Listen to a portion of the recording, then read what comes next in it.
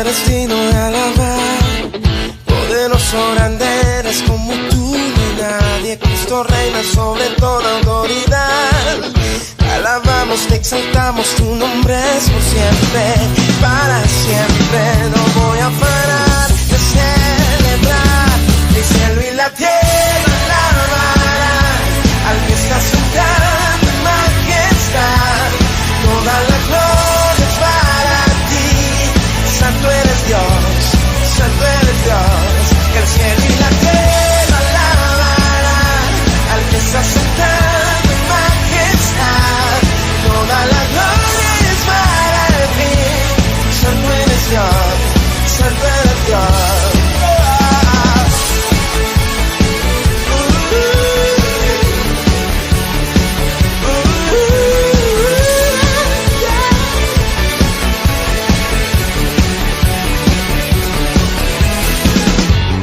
Gloria, tú eres digno de alabar, y poderoso, grande eres, como tú no nadie. Cristo reina sobre toda autoridad.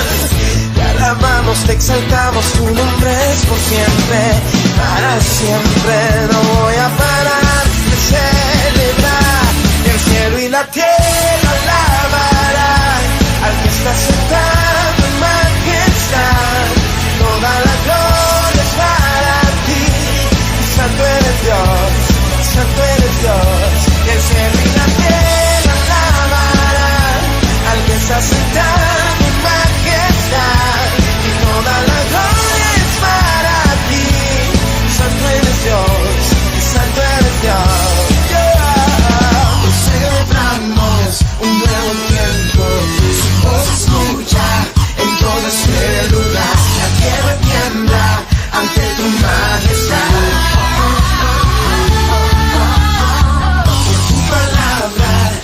Los cielos, se siente el viento, soplando en la nación, y levantamos tu nombre en alto.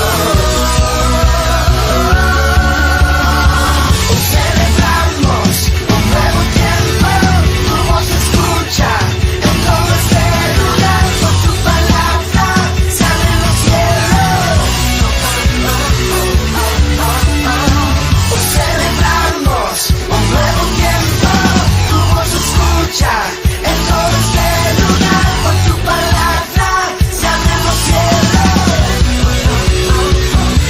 No voy a parar de celebrar, no voy a parar de celebrar. El cielo y la tierra alabarán al que está sentado en majestad. Toda la gloria es para ti. Santo eres Dios, santo eres Dios. El cielo y la tierra alabarán al que está sentado en majestad. Toda la gloria es para ti. Santo eres Dios, santo eres Dios.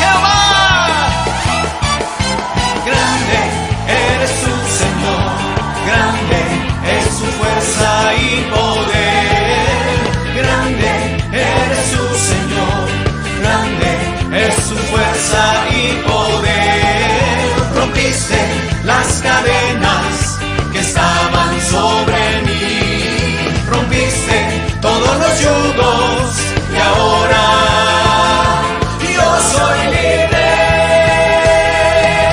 Me liberó tu poder, me liberó tu poder, me liberó tu poder, yo soy libre.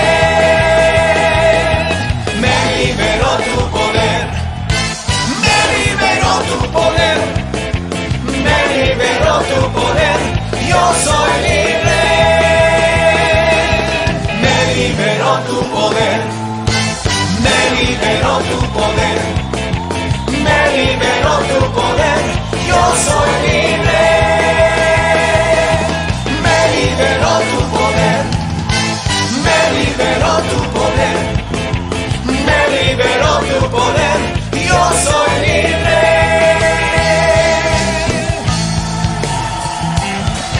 Y conoceréis la verdad, y la verdad os hará libres.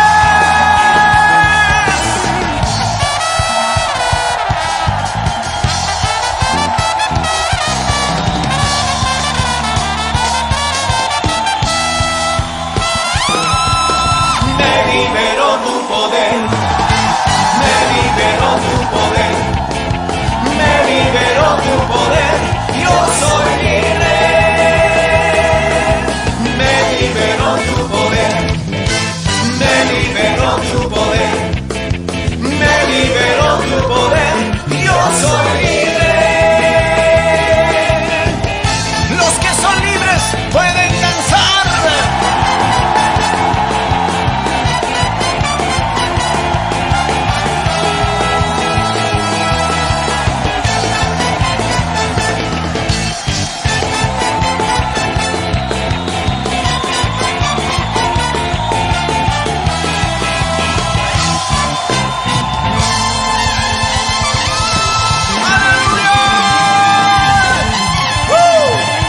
¡Dale un fuerte grito de júbilo!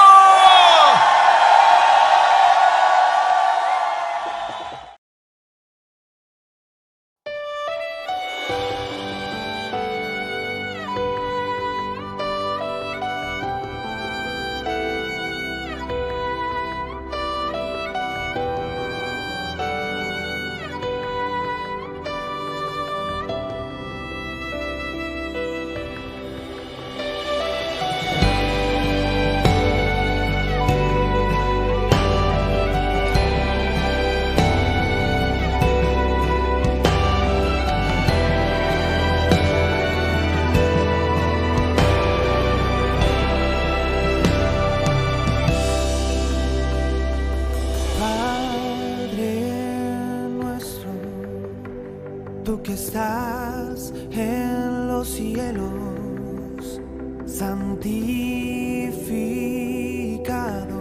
sea tu nombre.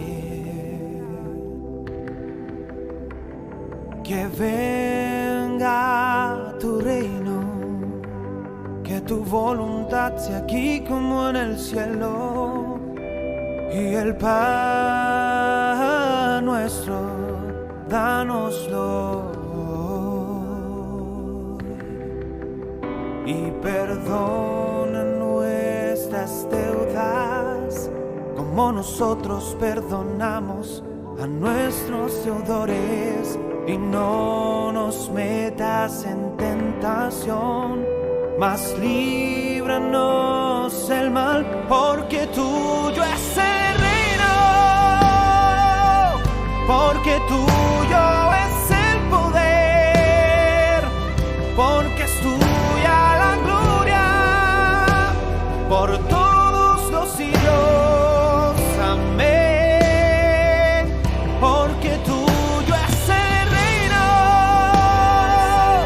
porque tuyo es el poder, porque es tuya la gloria, por todos los siglos.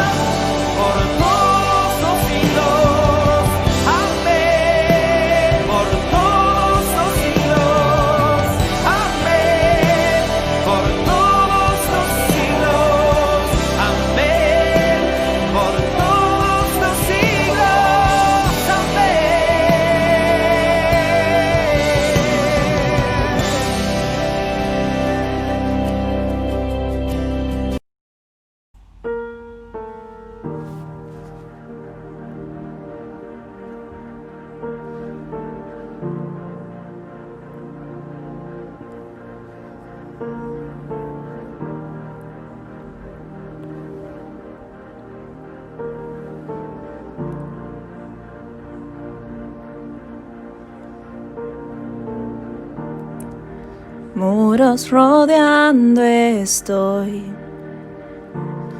Pensé que caerían hoy, mas nunca me has fallado, Dios.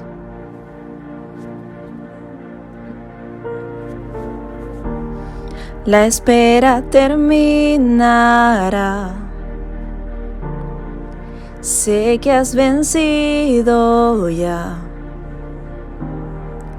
Nunca me has fallado, Dios.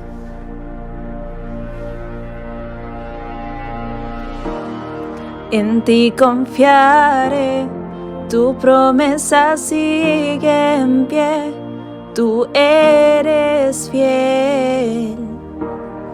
Confiado andaré, en tus manos estaré, siempre has sido fiel.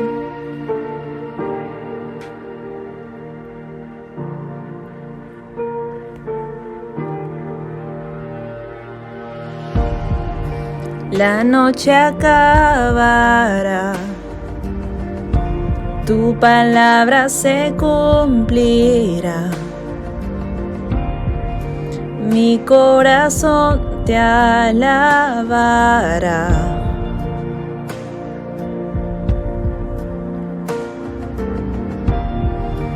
Cristo mi Salvador, cúbreme con tu amor. Mi corazón te alabará.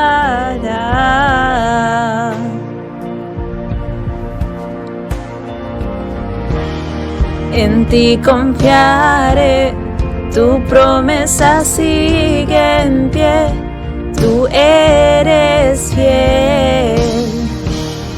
Confiado andaré, en tus manos estaré, eres fiel. En ti confiaré, tu promesa sigue en pie, tú eres fiel. Confiado andaré, en tus manos estaré, siempre has sido fiel.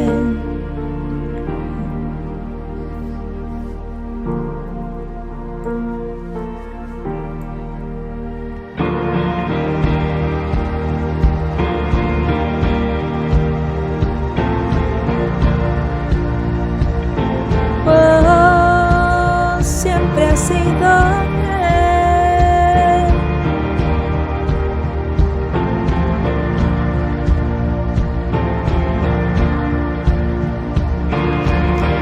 Yo sé que tú mueves montañas, yo creo en ti.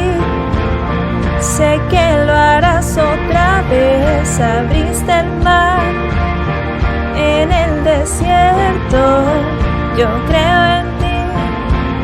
Sé que lo harás otra vez, yo sé que tú mueves montañas, yo creo en ti. Sé que lo harás otra vez, abriste el mar en el desierto, yo creo en ti. Sé que lo harás otra vez, yo sé que tú mueves montañas, yo creo en ti. Sé que lo harás otra vez, abriste el mar en el desierto, yo creo en ti. Sé que lo harás otra vez, sé que lo harás otra vez.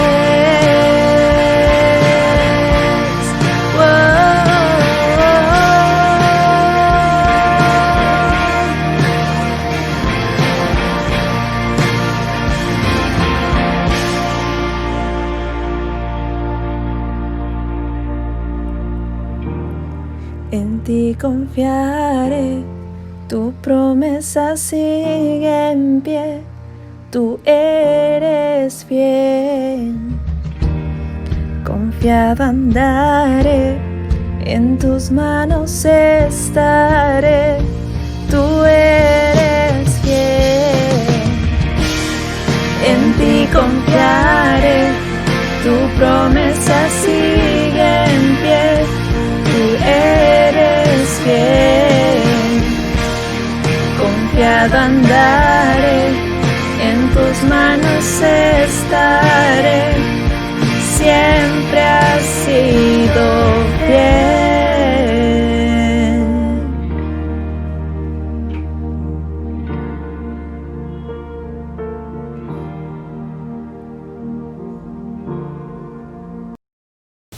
Muy buenos días, queridos hermanos. Hoy es el primer domingo del mes de octubre y cada primer domingo de cada mes celebramos la Santa Cena. Gracias a Dios, Él nos ha cuidado, nos ha preservado, porque somos sus hijos.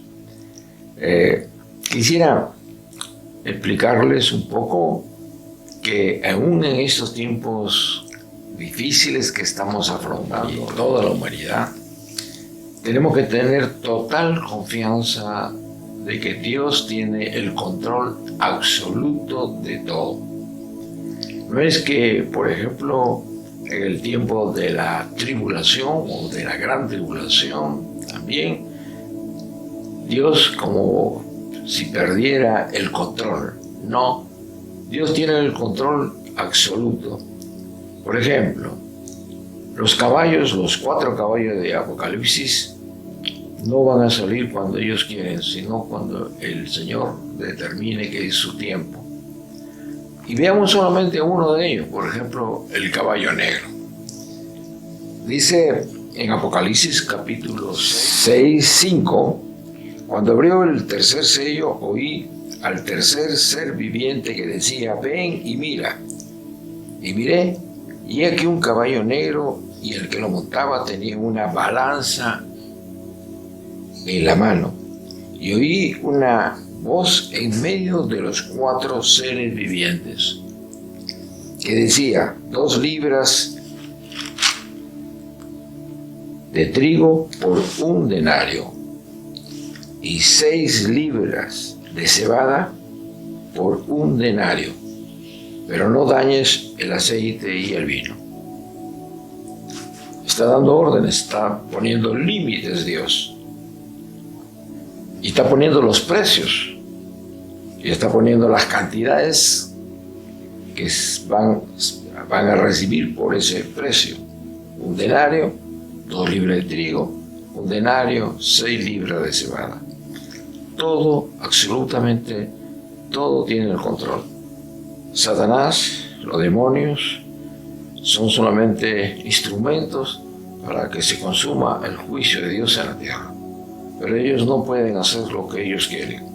Hemos visto entonces que aún en medio de la gran tribulación, Dios tiene el control. Así que en medio de esta pandemia que estamos sufriendo, Dios tiene el control. Absolutamente. Pero Dios va a cuidar y proteger a sus verdaderos hijos, aquellos que oran, aquellos que están ayunando, aquellos que están escudriñando la palabra, obedeciéndola y aplicándola a su vida. Lo pregunto, este tiempo que estamos pasando de cuarentena, ¿ha aumentado el número de horas que estás escudriñando la palabra? ¿Estás estudiando las Escrituras? Nosotros como iglesia estamos poniendo a disposición de ustedes una variada, y durante toda la semana de enseñanzas. No pueden decir ustedes que no tienen la oportunidad, porque ahora ni siquiera tienen que ir a la iglesia. Solamente usando los instrumentos ahora que tenemos modernos, ustedes pueden recibir toda esa enseñanza. Por eso, antes de celebrar la Santa Cena, primero hagamos una reflexión.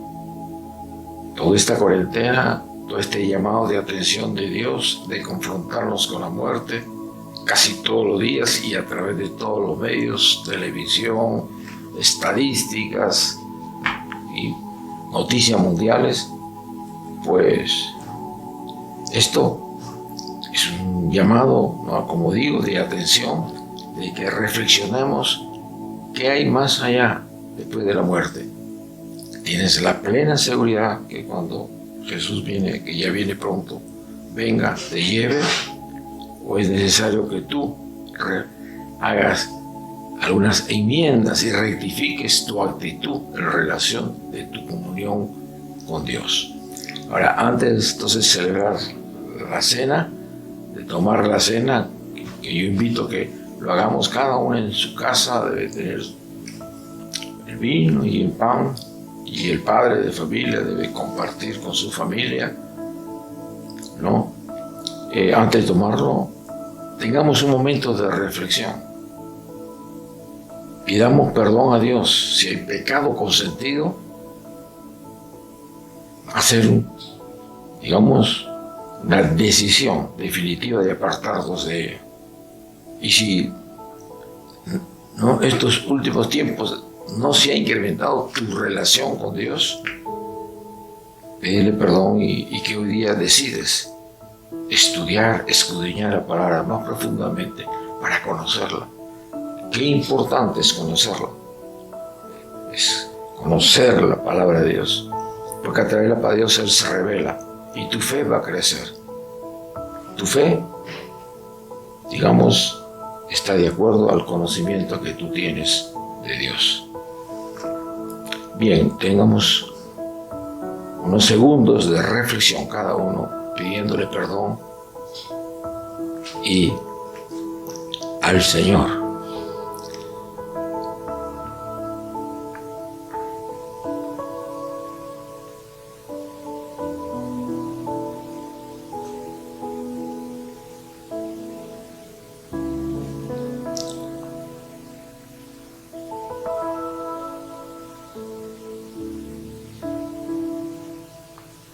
Gracias, Señor.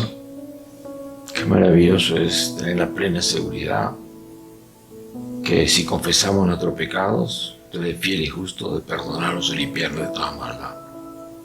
Qué maravilloso es tener esa plena seguridad de que tu obra en la cruz fue perfecta y continúa otorgándonos el perdón. Tomemos ahora de este pan que Dios nos ha enseñado como un símbolo de que este es su cuerpo partido por nosotros. Tomemos todos juntos, hermanos, del pan.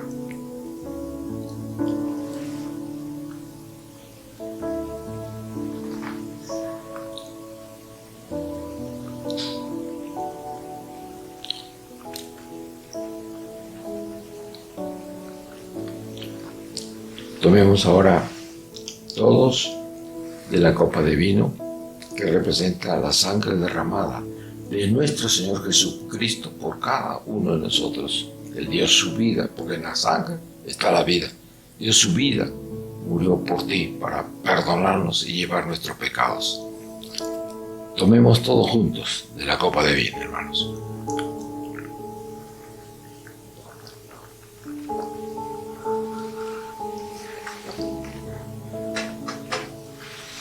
Gracias, Señor, por estos momentos de comunión contigo. Gracias, Señor, por todo lo que has hecho por nosotros. Tú te diste la vida por nosotros. Ahora nosotros nos toca dar nuestra vida para que otros, muchos más, te conozcan, Señor, y te reciban como Señor y Salvador, porque esa es la responsabilidad que tú nos has encomendado. Que Dios lo bendiga, hermanos. Muchas bendiciones. Tengan plena confianza del cuidado y la protección de Dios. Amén y amén.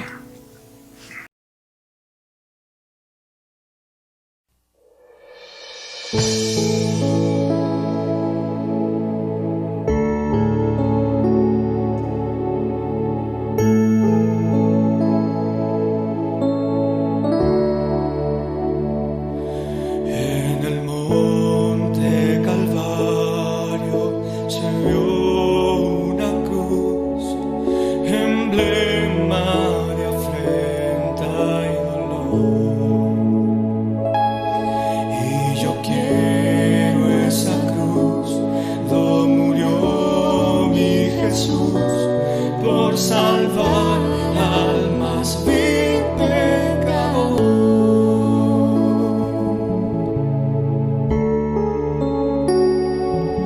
Aunque el mundo desprecie la cruz de Jesús, para mí tiene su atracción, pues en ella llevó el Cordero de Dios mi pecado y mi condenación. Oh, yo siempre amaré esa cruz, en sus triunfos mi gloria será. Y algún día, en vez de una cruz, mi corona Jesús me dará.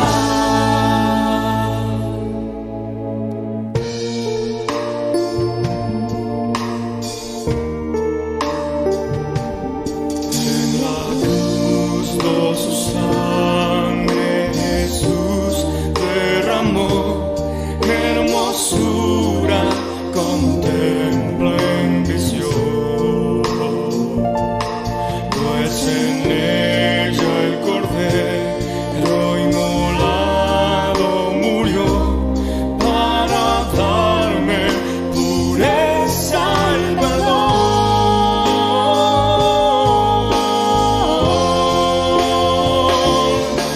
Oh, yo siempre amaré esa cruz, en sus triunfos mi gloria será.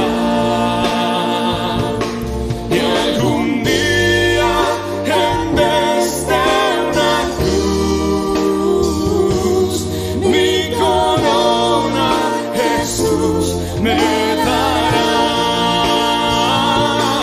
Oh, yo siempre amaré esa cruz, en sus triunfos mi gloria será.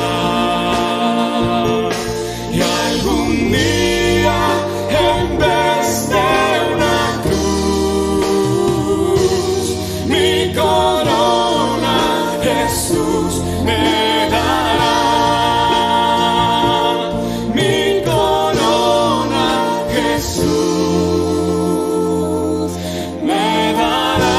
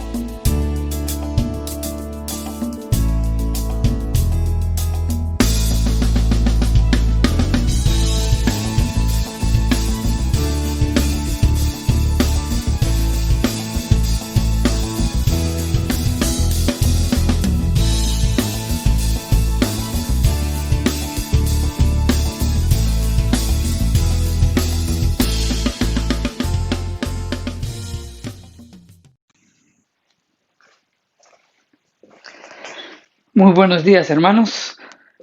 Nuevamente estamos reunidos en este domingo, ya es el primero del mes de octubre. Realmente el tiempo pasa muy rápido, ¿verdad? Muy rápidamente. Ya estamos a prácticamente 3 meses para terminar este año. Pues realmente toda la situación por la que estamos pasando también nos hace ver que estamos tan ocupados haciendo muchas cosas que los días pasan. Pero gracias al Señor, pues que nos permite que todavía podamos estar con vida y que nos da la oportunidad siempre, pues, de poder llevar su palabra a todo lugar y al mismo tiempo que podamos, pues, influir, que podamos ser la sal en este mundo que se necesita, ¿verdad? Eso estuvimos conversando la semana pasada.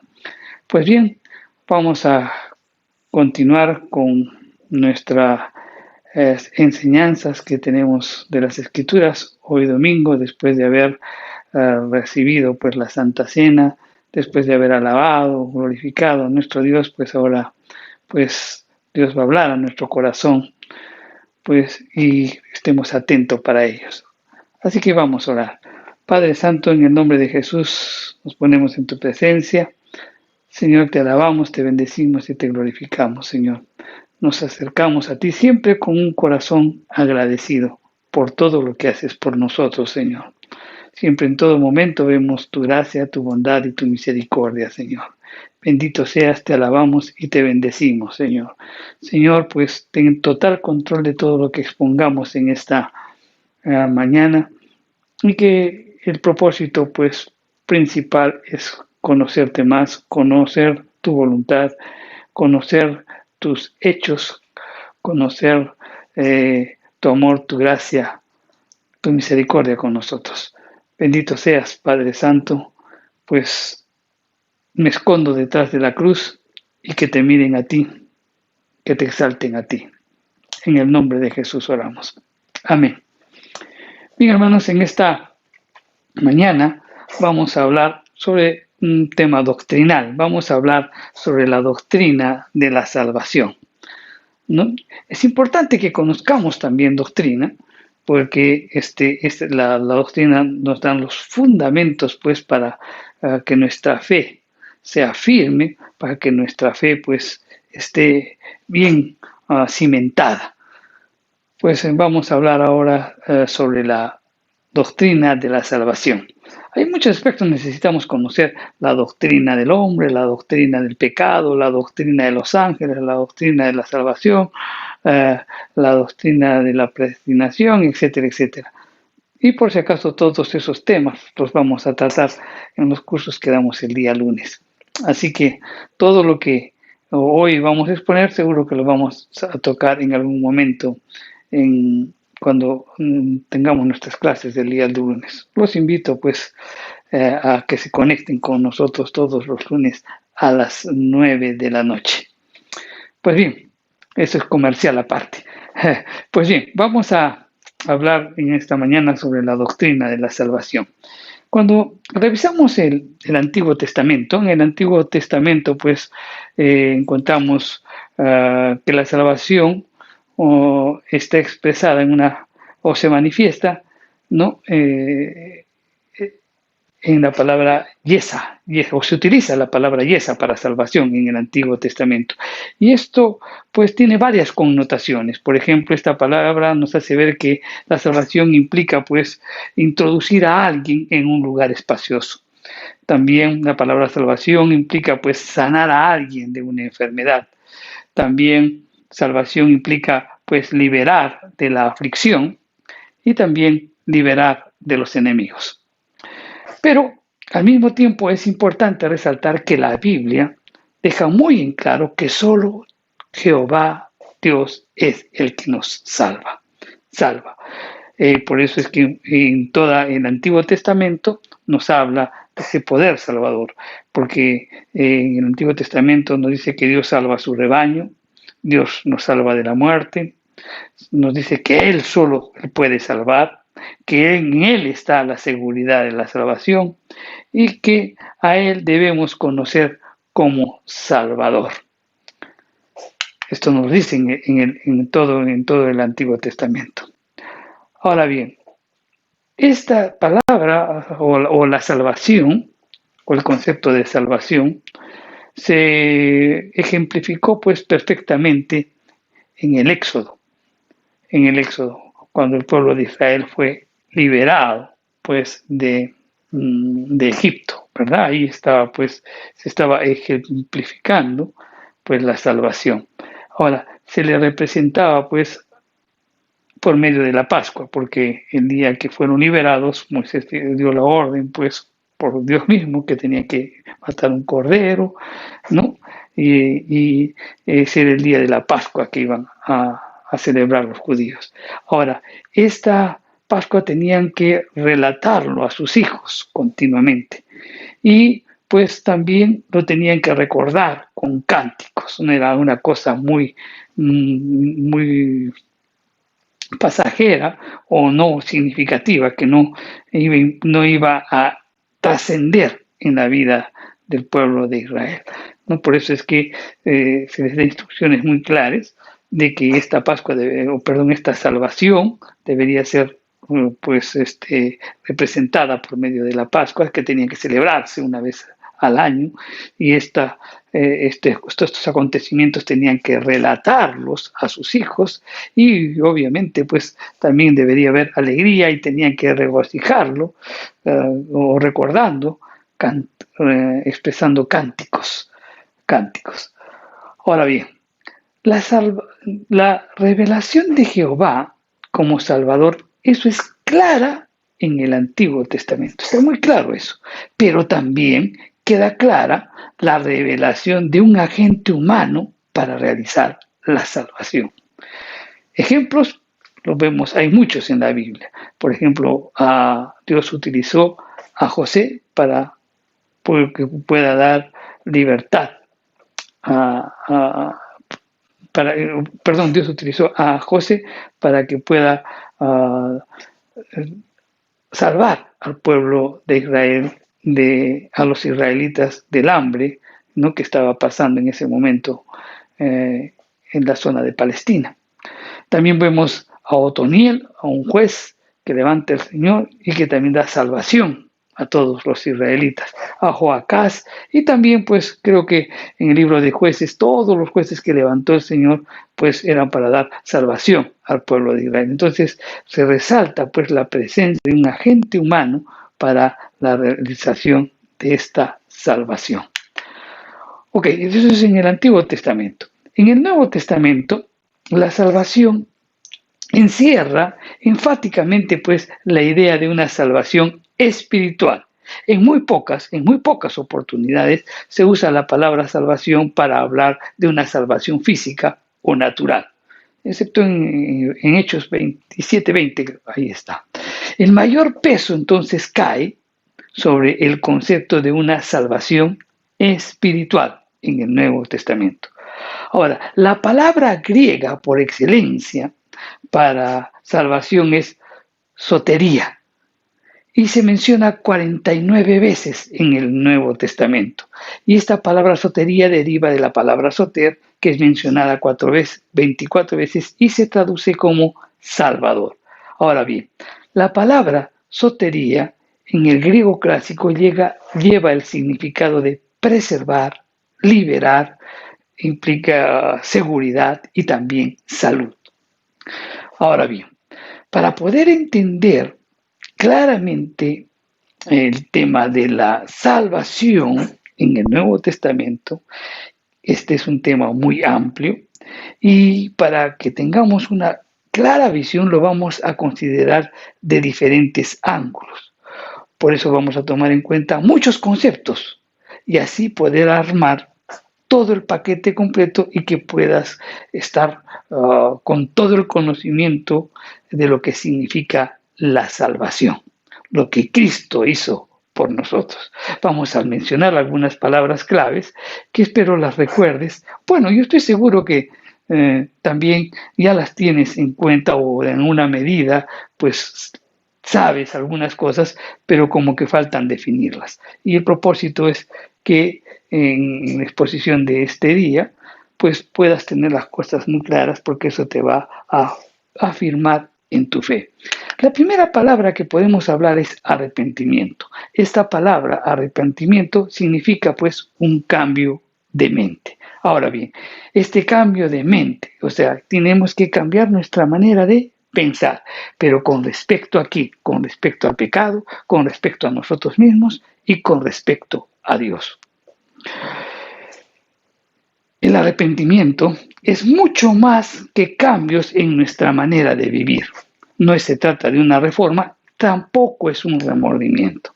El remordimiento es una tristeza que tú puedas tener por el pecado, pero no va acompañada de una decisión de cambio. Un ejemplo de eso, Judas. Judas, pues, tuvo remordimiento por lo que hizo al entregar a nuestro Señor. Tuvo remordimiento, pero no fue acompañada de una decisión de cambio, sino que simplemente fue y se suicidó. Entonces, ¿qué implica arrepentimiento? Arrepentimiento implica que tú tengas una tristeza por el pecado. Arrepentimiento implica que tú rechaces el pecado. Arrepentimiento implica que tú te vuelvas a Dios. Arrepentimiento implica una conversión radical. El arrepentimiento es un requisito importante para entrar al reino. El arrepentimiento también trae refrigerio a tu vida. Y el arrepentimiento no es para unos cuantos. El arrepentimiento es para todos. Otra palabra que tenemos que usar o entender es la palabra imputación. Entonces, hemos visto la palabra arrepentimiento. La palabra arrepentimiento tiene que ver con salvación.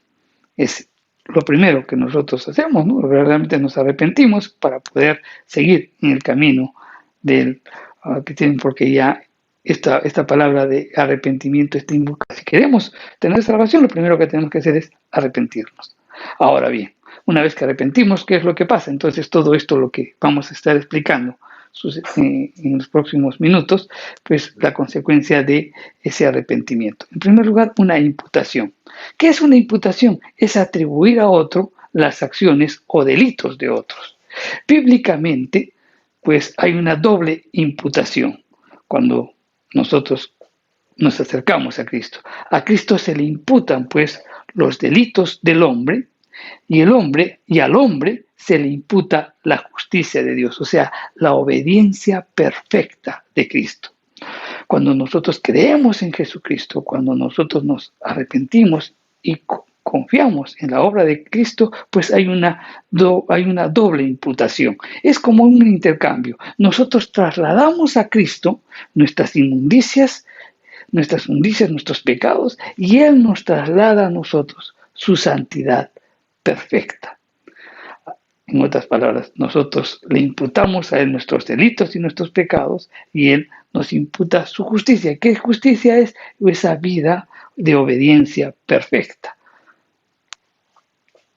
La enseñanza es clara, pues, en cuanto a esto, porque nuestros pecados fueron imputados a Cristo. Y esto lo detalla muy bien el profeta Isaías en el capítulo 53. Vamos a leerlo.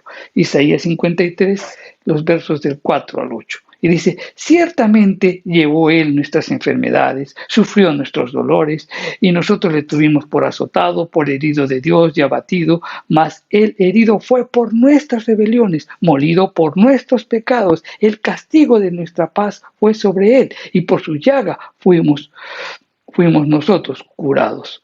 Todos nosotros nos descarriamos como ovejas, cada cual se apartó de su camino, mas Jehová cargó en Él el pecado de todos nosotros. Angustiado Él y afligido, no abrió su boca, como cordero fue llevado al matadero, y como oveja delante de sus trasquiladores, enmudeció y no abrió su boca.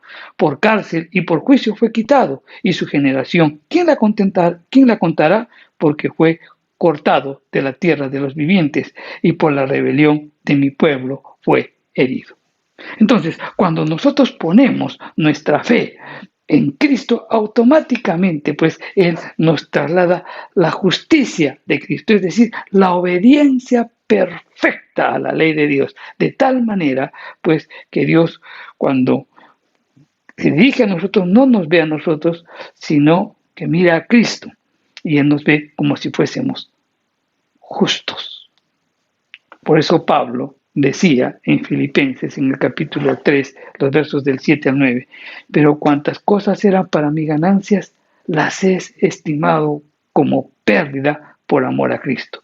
Y ciertamente, aún todas las cosas como pérdida por la excelencia del conocimiento de Cristo Jesús, mi Señor, por amor del cual lo he perdido todo y lo tengo por basura para ganar a Cristo y ser hallado en Él, no teniendo mi propia justicia, que es por la ley, sino por lo que es la fe en Cristo, la justicia que es de Dios por la fe. Pablo entendió muy claramente pues que nosotros somos salvos por la obra de Cristo. Al confiar nosotros, Él murió en la cruz por nuestros pecados. Entonces Él dice, pues todo lo demás yo lo considero basura. Lo que quiero es el conocimiento de Cristo y entender de que somos salvos por la justicia de Cristo, nosotros somos salvos por la fe en Cristo Jesús. El apóstol Pablo hace también una perfecta ilustración de esta doble imputación en la epístola de Filemón, ¿no? En los versículos del 17 al 19. Vamos a leerlo, dice Filemón 17-19, del 17 al 19. Así que, si me tienes por compañero, recíbelo como a mí mismo. Y si en algo te dañó o te debe, ponlo en mi cuenta. Yo, Pablo, lo escribo en mi mano. Yo lo pagaré, por no decirte aún tú mismo que me debes también. Pablo, pues en este pasaje, tenía un amigo que era Filemón, aparentemente tenía un problema, que había escapado de alguien a quien conocía a Pablo, a Filemón, y le dice, recíbelo a mí mismo, ¿no? Cuando Pablo dice, recíbele a mí mismo, parece escuchar la voz de Cristo Jesús diciéndole al Padre exactamente lo mismo, recíbelo a mí mismo, o sea, intercediendo por nosotros. Por eso, pues, cuando Dios nos ve, Él ve a Cristo y Él nos acepta como sus hijos, a pesar de lo que somos. Y cuando dice Pablo, ponlo en mi cuenta, podemos oír a nuestro Señor diciéndole al Padre, todos sus pecados, ponlos en mis hombros. Eso es imputación. Otra palabra que tiene que ver con la doctrina de la salvación es la reconciliación. La reconciliación se produce pues cuando dos o más personas están enemistadas. El hombre estaba pues enemistado con Dios. La palabra griega para esto es katayasco, y este lleva la idea de cambiar la enemistad en amistad. El pasaje clave para entender esto está en 2 de Corintios, en el capítulo 5, los versos del 18 al 20. Y la Escritura nos dice, y todo esto proviene de Dios, quien nos reconcilió consigo mismo por Cristo y nos dio el ministerio de la reconciliación. Que Dios estaba en Cristo reconciliando consigo al mundo, no tomándoles en cuenta a todos los hombres sus pecados, y nos encargó a nosotros la palabra reconciliación. Así que somos embajadores en el nombre de Cristo, como si Dios rogase por medio de nosotros, o rogamos en el nombre de Cristo, reconciliados con Dios. Este pasaje es claro porque nos hace ver pues la reconciliación realmente cómo es, ¿no? Porque hay unas lecciones que tenemos que aprender. En primer lugar, cuando leemos esto, vemos que la iniciativa para la salvación, pues la tomó Dios. Empieza Pablo diciendo, todo esto proviene de Dios. También nos indica que la reconciliación es por medio de Cristo. Ahora, también nos indica este pasaje que la reconciliación no solamente es para unos cuantos, sino que abarca al mundo entero. Dice, reconciliando consigo mismo al mundo, expresa estos versículos que acabamos de leer. Y ahora también este pasaje nos enseña que por medio de la reconciliación Dios olvida nuestras ofensas. Dice, no tomándoles en cuenta a los hombres sus pecados. Y también, pues, la otra lección es que Dios nos encarga a nosotros, pues, anunciar el mensaje de la reconciliación. Y nos encargó a nosotros la palabra reconciliación. En otras palabras, nos encargó a nosotros, pues, llevar el Evangelio para que también las otras personas puedan ser reconciliadas con Dios, así como nosotros también, presentando, pues, a Jesucristo, la obra de Cristo, para que puedan aceptar como su Señor y Salvador. Otra palabra que también tiene que ver con salvación es propiciación. La palabra usada en el griego es hilasmos y la idea es aplacar la ira de Dios. Por tanto, pues es la idea de propiciación está íntimamente ligada a la idea de un Dios airado. Si bien es cierto, la Biblia enseña que Dios es un Dios lento para la ira, también enseña que la ira de Dios se levanta como reacción de un Dios santo frente al pecado del hombre. La Biblia es clara, categórica en afirmar que solo Jesucristo y su obra puede aplacar la ira santa de Dios contra el pecado del hombre. En Romanos 3:25 nos dice, a quien Dios puso como propiciación por medio de la fe en su sangre, para manifestar su justicia a causa de haber pasado por alto en su paciencia los pecados pasados. En 1 de Juan 2:2 también dice, y Él es la propiciación por nuestros pecados, no solamente por los nuestros, sino también por los de todo el mundo. Entonces, la idea de propiciación nos da la idea de la gravedad del pecado. El pecado, pues, provoca la ira de Dios y esa ira de Dios debe ser aplacada mediante un sacrificio. Alguien tiene que recibir esa ira y la solución de Dios fue enviar a Jesucristo, quien Él, con toda la ira de Dios, cayó sobre Él y por Él nosotros somos salvos. Fue propicio a nuestra vida, a nuestra situación, al estado en el que nos encontrábamos. Propiciación. Ahora, hay otro término también, que es remisión. ¿Qué es remisión? Remisión viene o es la traducción de una palabra afesis, que significa dejar ir, soltar. Esta palabra deriva de la palabra afiemi, que es una palabra que normalmente se traduce como perdón. La idea de esta palabra es que Dios dejó ir nuestros pecados, los alejó de sí. Y esta palabra remisión se encuentra graficada en el Antiguo Testamento a través del macho cabrío. En el día del Yom Kippur, el día del perdón, tenía que matarse dos corderos. Uno que era, pues tenía que sacrificarse en el holocausto, en el altar de bronce, ¿no? Y tenía que sacrificarse, y después la sangre tenía que remitirse pues al lugar sobre el propiciatorio y todo lo demás. Y el otro macho cabrío, en donde imponían las manos y lo echaban. Los dos, tenía que presentarse dos cabríos porque de esa manera se ilustraba la obra de Cristo.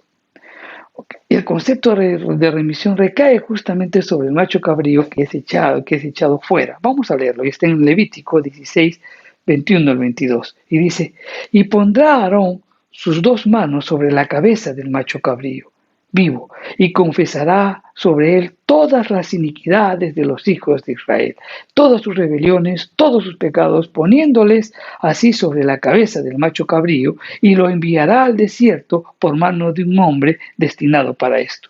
Y aquel macho cabrío llevará en sí todas las iniquidades de ellos a tierra inhabilitada, a fin de que el macho cabrío y dejará ir al macho cabrío por el desierto.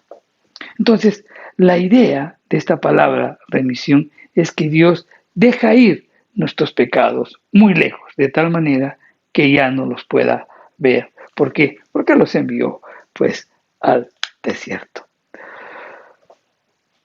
Otra palabra que tiene que ver también con salvación es la redención.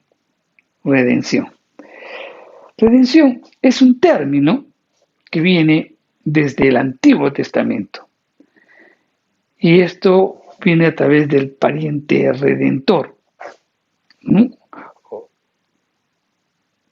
Esta palabra o este pariente redentor está muy bien graficado pues, en voz, como lo vamos a ver en un momento.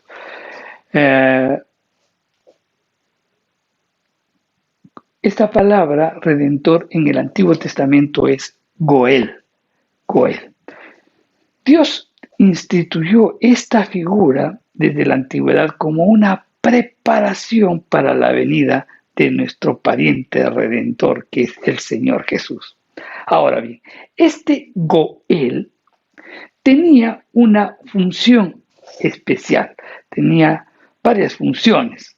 En primer lugar, este Goel tenía que rescatar a su pariente que estaba esclavizado. En segundo lugar, tenía que pagar una deuda impagable si quería rescatarlo. Y también tenía que preservar la descendencia de su pariente. O sea, 3 funciones tenía que cumplir este pariente redentor.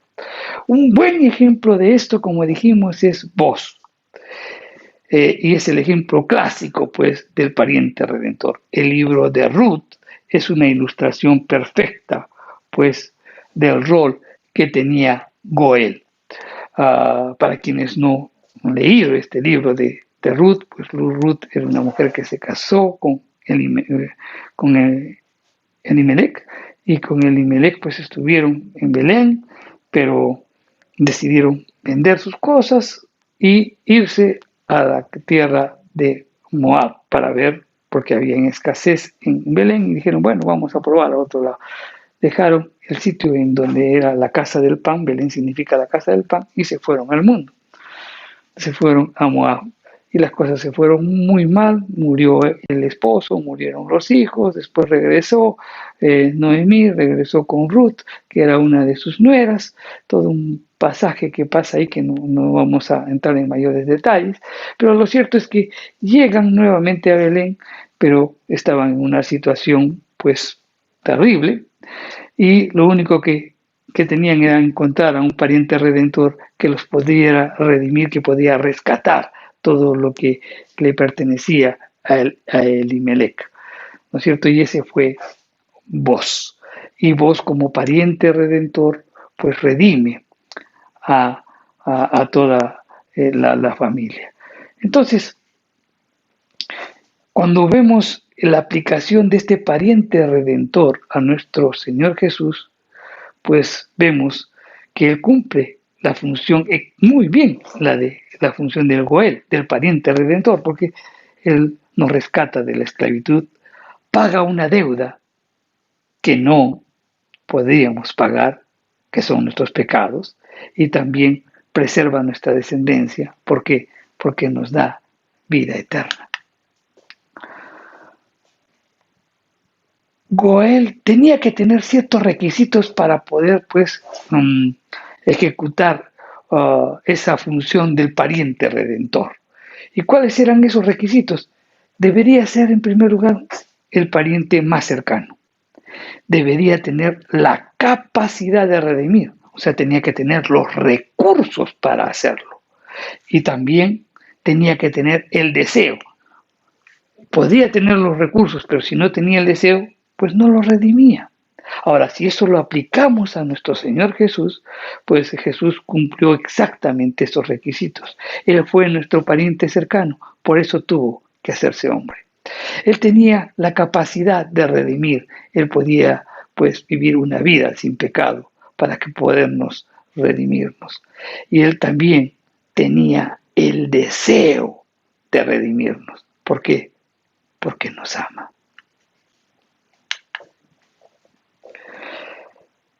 En el Nuevo Testamento, cuando se habla de redención, esta palabra pues es apolotrosis, y esta palabra está ligada al concepto de esclavitud. La redención es el pago, es el pagar un precio por un esclavo liberado, pero hay un fuerte énfasis en el pago del precio. Cuando se habla de redimir como verbo, se usan 3 palabras distintas en el Nuevo Testamento. Una palabra es exagorazo. Esta palabra viene de agora, que hace referencia pues a una plaza pública. El énfasis de agorazo es ir al mercado a comprar un esclavo. El esclavo podía comprarse también, o sea, alguien podía decir, llévalo a mi casa, y lo ofrecían el esclavo en la casa y salía alguien y lo podía comprar. Pero el énfasis de esta palabra está en que el que quiere comprar el esclavo tiene que ir al mercado de esclavos a comprar ese esclavo. ¿De acuerdo? Los mercaderes podían comprar pues, o llevárselos a las casas de las diferentes personas, pero el énfasis es en ir al mercado. Ahora bien, si eso lo aplicamos a nuestro Señor Jesús, Jesús pues vino a este inmenso mercado de esclavos que es el mundo y vino a comprarte a ti y a comprarme a mí. Él tomó la iniciativa. A eso se refiere. Otra palabra que también que se utiliza para el término de redención en el Nuevo Testamento es agorazo. Una es exagorazo y otra es agorazo. Y el énfasis de esta palabra está pues en el precio que se paga por el esclavo. Y el precio que se pagó, si lo aplicamos a nuestro Señor Jesús, pues es su sangre bendita y preciosa. La otra palabra que tiene que ver con redención también en el Nuevo Testamento es lutro. Y esta palabra es una palabra que deriva de lu, que significa soltar, desatar. O sea, la idea es soltar al esclavo liberado para que nunca más pueda ser esclavo. Y Jesús pues nos redimió. Jesús fue nuestro redentor. Para rescatarnos del pecado, fuimos esclavos del pecado, pagó un precio que fue su sangre, pero para que seamos libres y que no volvamos a ser esclavos del pecado. Esta palabra, pues, redención, con todo lo que hemos hablado, tanto del Antiguo como del Nuevo Testamento, pues es una de las más completas que nos hablan sobre la obra de Cristo Jesús a nuestro favor. Otra palabra también es regeneración.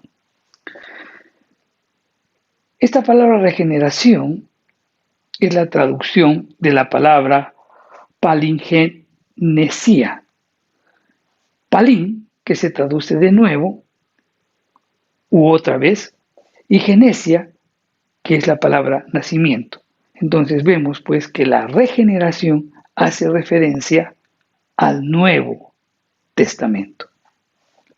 Al nuevo nacimiento.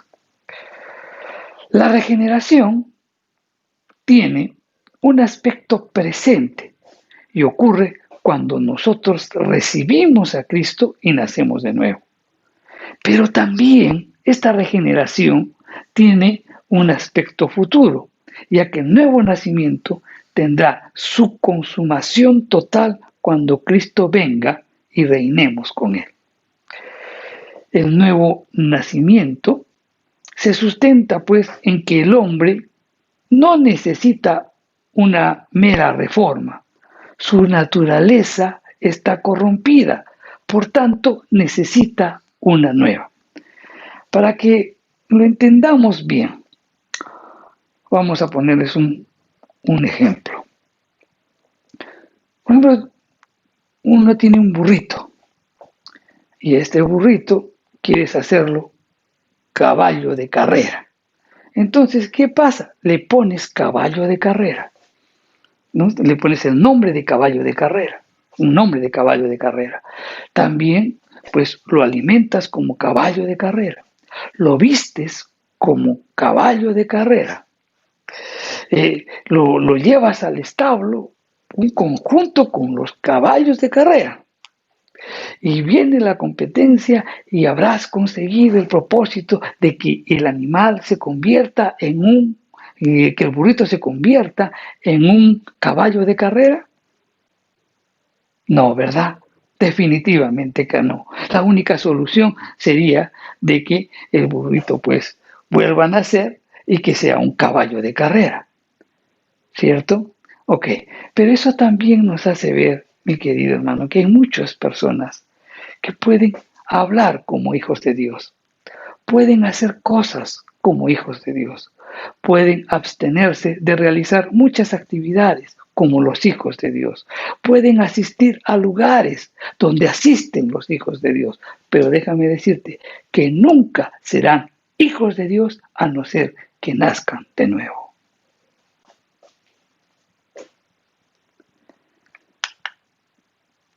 El nuevo nacimiento se produce cuando nosotros aceptamos y reconocemos la obra de Cristo. Otra palabra que tiene que ver también con la salvación es la adopción.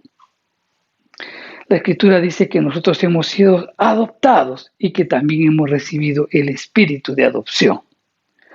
Pablo utiliza una palabra en griego que si la dividimos, o sea, que si la traducimos etimológicamente, la idea sería de que alguien que no es hijo, pues ponerlo como hijo suyo, como un hijo suyo.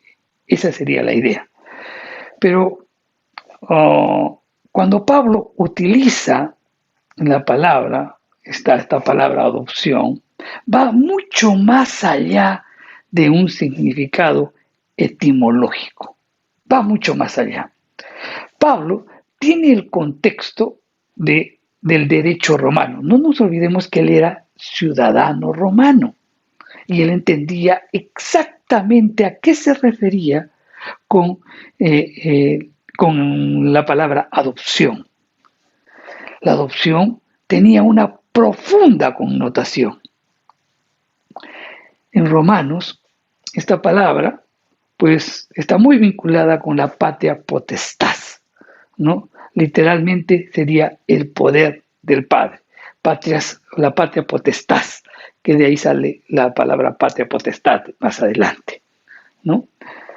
Esta palabra tiene que ver con el poder del Padre. ¿Qué implicaba pues la patria potestad o la patria potestades? Potestas. ¿Qué implicaba? En primer lugar, absoluta autoridad del padre sobre los hijos. El padre incluso podía quitarles la vida a los hijos. Y el hijo nunca dejaba de ser hijo. Por más que se haya casado, por más que sea anciano de repente, quizás tenga mucha edad, el padre también, pues el padre siempre tenía autoridad sobre el hijo y el hijo tenía que hacer lo que el padre le decía. Pablo está indicando eso. Hoy, pues aquí a los 18 años, pues quieren ser, ya dicen, papá, ya soy mayor de edad, puedo hacer lo que quiero, ¿no?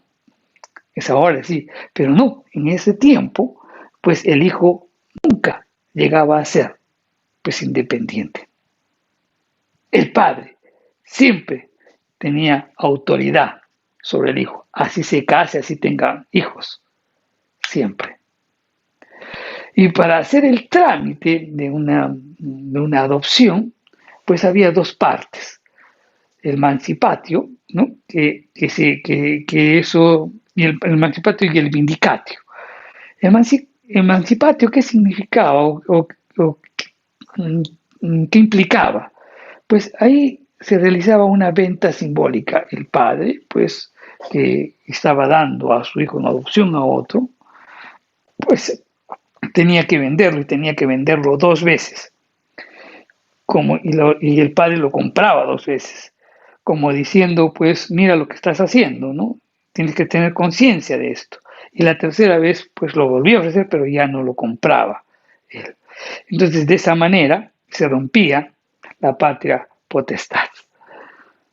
Entonces se pasaba después a la segunda parte, que era el vindicato, en donde el padre nuevo pues iba al magistrado y presentaba una demanda legal solicitando la patria potestad de su nuevo hijo. Ahora bien, ¿qué implicaba esto? En la adopción, el padre original perdía todos los derechos, ¿no?, del hijo. Perdía todos los derechos del hijo. El hijo más bien ganaba todos los derechos del nuevo padre, igual que los derechos de los hijos legítimos, incluyendo el derecho a la herencia.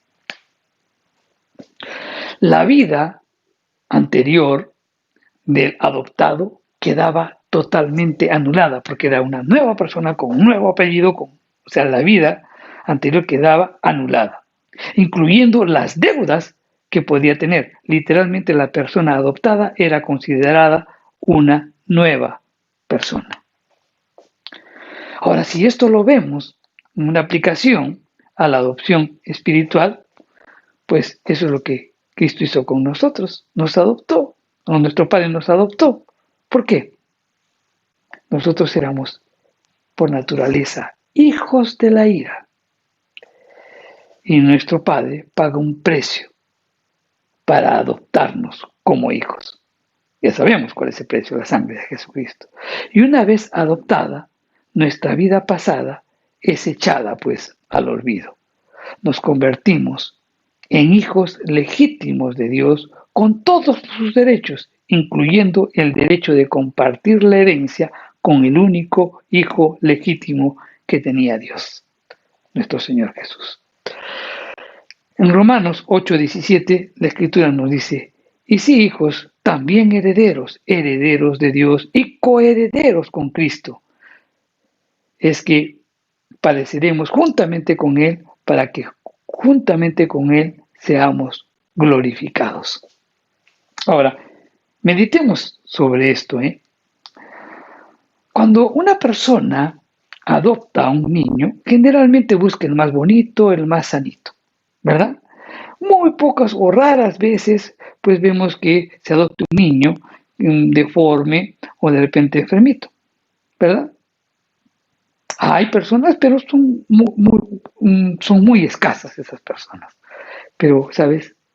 Eso es lo que justamente hizo Dios con nosotros. Adoptó al sucio, al inmundo, ¿no? Adoptó al drogadicto, al enfermo, al alcohólico, al inmundo sexual, etcétera, etcétera. Nos adoptó a pesar de lo que somos. Miremos el amor de Dios. Otro término, pues, es la justificación por la fe. Y este es el tema predilecto de Pablo, ¿no? Es el tema principal de la epístola de los Romanos. La palabra justificar, pues, significa declarar justo a alguien. Es una figura legal donde el juez declara, pues, que cierta persona acusada es justo. Vamos a entender bien lo que es la justificación. Por ejemplo, miren, Dios demanda la obediencia perfecta de la ley. Ahora, por otro lado, nadie puede obedecer perfectamente la ley. Entonces, ¿qué es lo que hace Dios? Dios envía a su Hijo, nuestro Señor Jesús, quien Él cumple perfectamente la ley en lugar nuestro. Cuando nosotros ponemos nuestra confianza en Cristo, vale decir, su justicia, o sea, su vida de obediencia, se nos pasa a nosotros. De tal manera, como dijimos, que cuando Dios nos mira, realmente mira a Cristo. Por eso somos declarados justos. Otro término que también tiene que ver con salvación es gracia. Y la gracia, ¿qué es la gracia? Es un regalo inmerecido. Todo lo que hemos visto hasta este momento, todas las palabras que hemos mencionado, ¿verdad? Todas esas palabras que están vinculadas a la salvación y que pues nos muestran el amor de nuestro Señor. Ahora bien, todos esos beneficios recibidos y toda la grandeza de la obra de Cristo a favor nuestro es por pura gracia. No hay mérito en nosotros, no hay nada que podamos hacer nosotros para ser merecedores para recibir algo de Dios.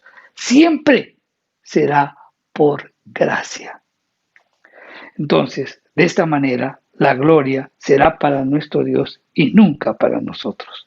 En Efesios 2, 8, 9 nos dice, porque por gracia sois salvos por medio de la fe, y esto no es de vosotros, pues es un don de Dios, no por obras para que nadie se gloríe.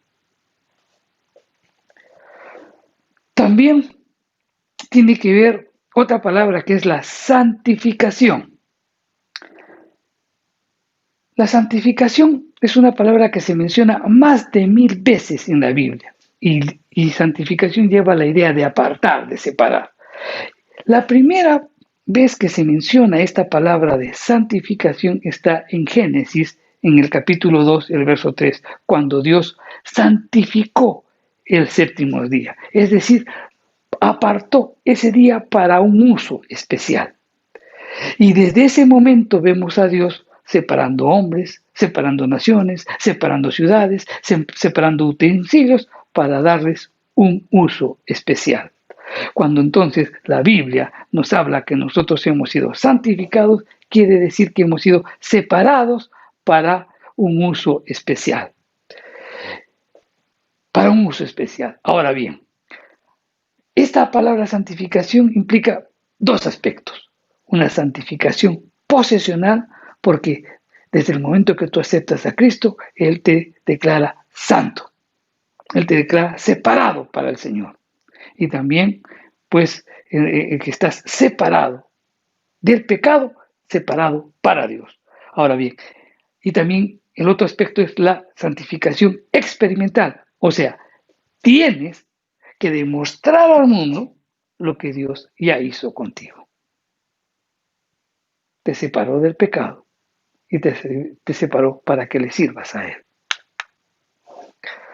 Pablo hace notar estos dos aspectos de la santificación cuando escribe a los Corintios. Vamos a leerlo. Y está en 1 Corintios 1:2. Y dice, a la iglesia de Dios que está en Corinto. Y miren lo que dice, a los santificados en Cristo Jesús. O sea, les está diciendo, ya están santificados.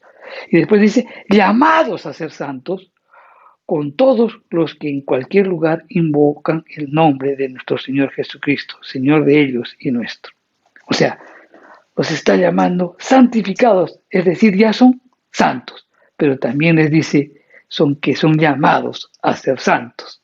Aquí vemos pues un llamamiento y una demanda a vivir como santos, porque ya lo somos.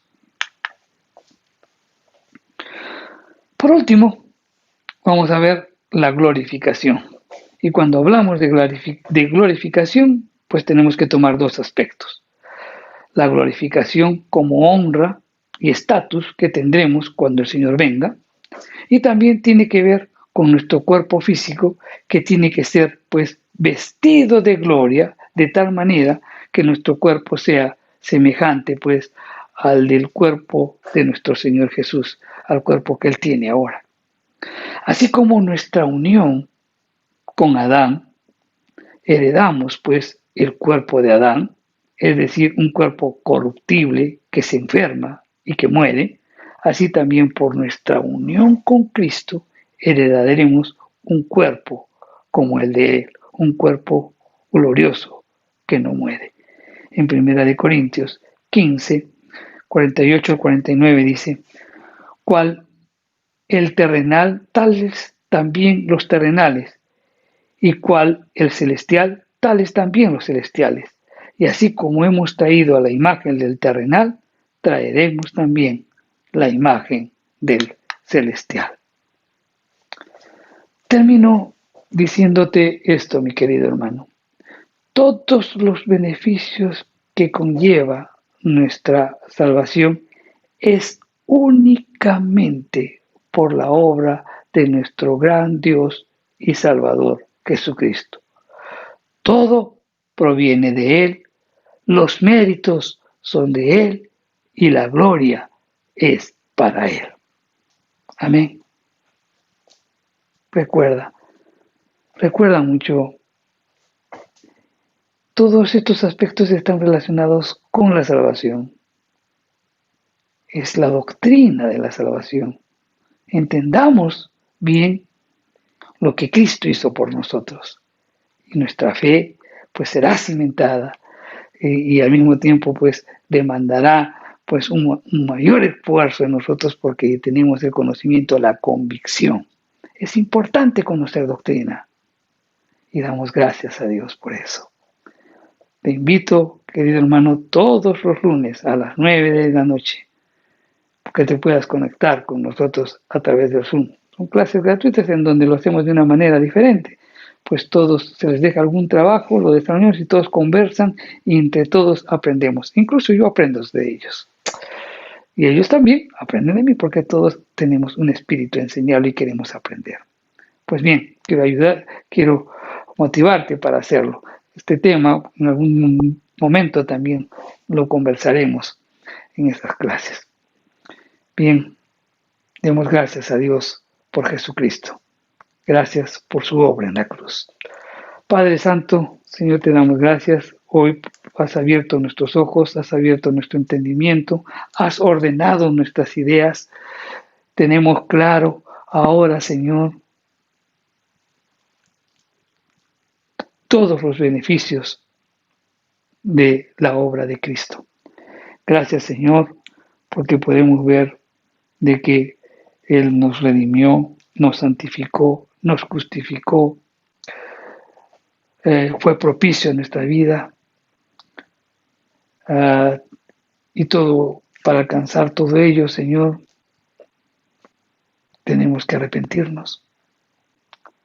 Toda la obra es por gracia, hemos sido justificados, somos santificados y seremos también glorificados en ti, Señor. Gracias por tu palabra, Señor. Te alabamos, te bendecimos, te exaltamos, poderoso Dios. En el nombre de Jesús oramos. Amén. Bien, hermanos, que tengan un mes fabuloso y un inicio de semana, pues, en la que Dios derrame muchas bendiciones para su vida. Que Dios los bendiga, hermanos.